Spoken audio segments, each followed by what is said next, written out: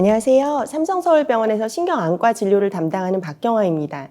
오늘 이 영상은 흡연자분들께 간곡히 담배를 끊어주십사 부탁드리는 영상입니다. 안과 의사가 흡연 이야기라니 의아하실 수도 있을 텐데요. 제가 이렇게 부탁드리게 된 계기에 대해 앞으로 설명을 드리겠습니다. 오늘의 순서는 다음과 같습니다. 첫째로 시신경에 영향을 주는 암, 두 번째 국내 암 사망자 현황, 세 번째 연령별 금연을 해야 하는 이유, 네 번째 저희 병원의 금연 지침입니다. 우선 제가 눈에 있는 신경을 다루는 의사라서 흡연 관련 영상 촬영에 송구할 따름입니다.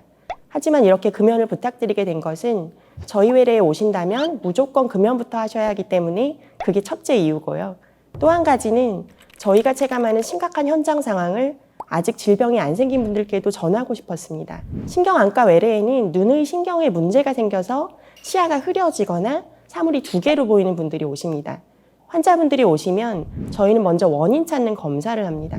원인은 가벼운 질환부터 염증, 감염, 혹은 암 때문에 신경이 눌려있는 경우까지 무척 다양합니다. 즉 저희 외래에는 다양한 질환을 가진 환자분들이 일정 분율씩 계십니다. 그런데 저희가 몇 년 전부터 심각하게 생각했던 문제는 이 분율 중에서 암이 원인인 분들이 너무 빨리 는다는 겁니다. 특히 젊은 분들이 그렇습니다. 시력이 살짝 떨어져서 혹은 둘로 보여서 혹시 하고 오신 젊은 환자분들 중에 검사해보면 이미 암이 3기나 4기인 경우가 꽤 있습니다. 더 문제는 이런 경우가 계속 는다는 겁니다. 혹시 저희 병원만 그런가 싶어서 2년 전쯤에 관련 자료를 찾아본 적이 있습니다.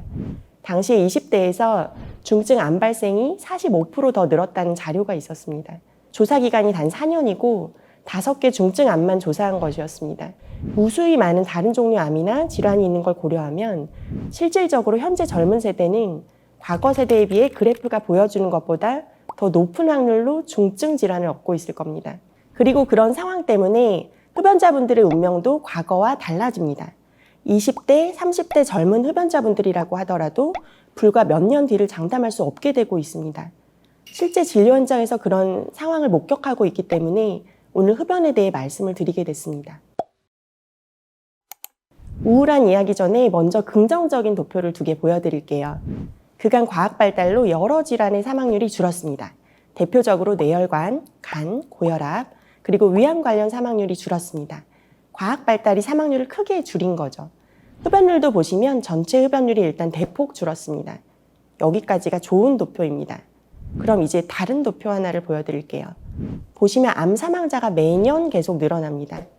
어쩌면 이제 사람이 아무 외의 질환으로는 잘 사망하지 않는다는 방증일 수도 있습니다. 생각보다는 아주 많이 가파른 그래프도 아니죠. 그런데 여기서 생각할 부분이 있습니다. 사실 어떤 종류의 암들은 최근 사망률이 줄었거든요. 대표적으로 위암이나 간암이 그렇습니다. 위생, 조기검진, 백신, 흡연자 감소 등의 영향입니다. 그런데도 전체 암 사망은 늘고 있습니다.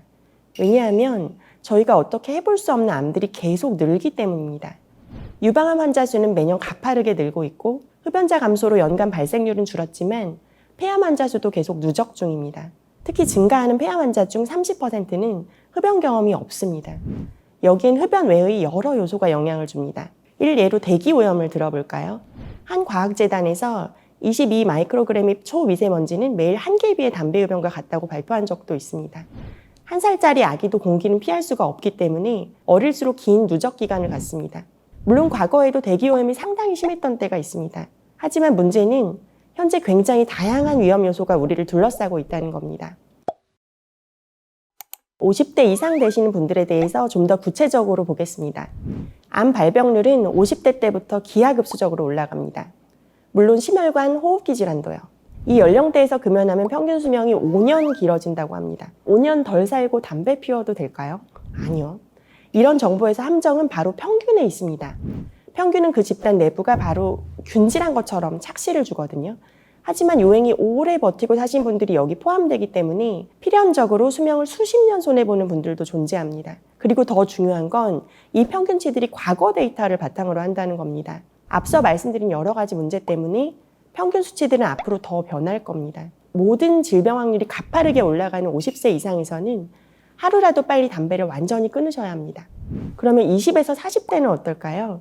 일단 25에서 35세 사이에 금연하면 평생 비흡연자와 같은 여명을 갖습니다. 담배로 인해 평생 위험을 안고 살기 싫다면 지금 끊어야 담배로 인한 후유증이 안 남습니다. 그러면 35세쯤 끊을까요? 혹은 윗세대 많은 분들처럼 40, 50대에 끊을까요? 아니요, 그렇지 않습니다. 그래프에서 보이는 것 같이 현재 전 연령층에서 중증암이 늘고 있습니다. 젊은 층은 더더욱 그렇고요. 지금 노년층에 해당되시는 세대는 건강 수명이 가장 긴 세대일 수도 있다는 이야기가 있습니다. 비교적 건강 식단을 드시고 자랐고 노년에는 현대 의료 혜택을 받으시거든요. 신체 활동도 지금보다 월등히 많이 하셨습니다. 전자파 영향도 훨씬 적게 받은 세대입니다. 그에 비하면 현재 젊은 세대는 서구식 식단에 가공식품을 섭취하고 전자파에 노출되고 일상 신체 활동도 적습니다. 즉 이전 세대와 많이 다릅니다. 제 외래에 가벼운 증상으로 오시는 젊은 신경안과 환자분들 중에도 금연을 성공 못하는 분들이 있었습니다. 예전엔 저 역시 금연을 권하면서도 이분들이 아직 젊으니까 좀 여유가 있지 않겠나 생각을 했었거든요. 그런데 지나고 보니까 상황이 그렇지가 않았습니다. 불과 2, 3년 안에도 흡연 관련 합병증으로 심각해지는 상황을 계속 보고 있습니다. 20, 30대에도요. 그리고 특히 여성은 생물학적인 차이 때문에 남성 흡연자보다 훨씬 높은 위험도를 가집니다.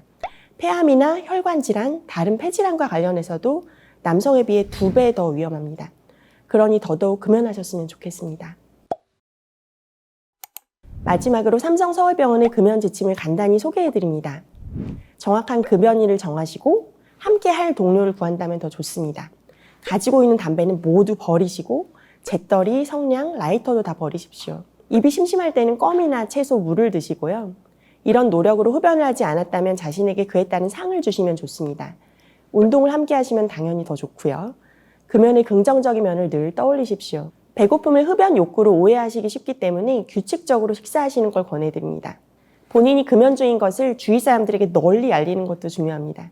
많은 금연자분들이 금연 전에 수회의 실패를 겪기 때문에 금연 성공 전에 다시 흡연을 하더라도 실망하실 필요가 전혀 없습니다. 오히려 도전했던 자신이 자랑스러운 겁니다. 포기하지 않고 다시 도전하시는 것이 가장 중요합니다.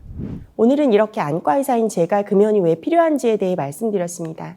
예전과 비교했을 때 중증 질환에 걸릴 외적 요소가 너무 많아졌습니다. 그에 따라 흡연으로 인한 위험도 대폭 늘어났다고 생각하시면 됩니다. 흡연 자체나 이런 중증 질환들은 시신경 건강은 물론이고 삶의 질과 수명에 큰 영향을 줍니다. 금연 바로 시작하시고 꼭 성공하셨으면 좋겠습니다. 감사합니다.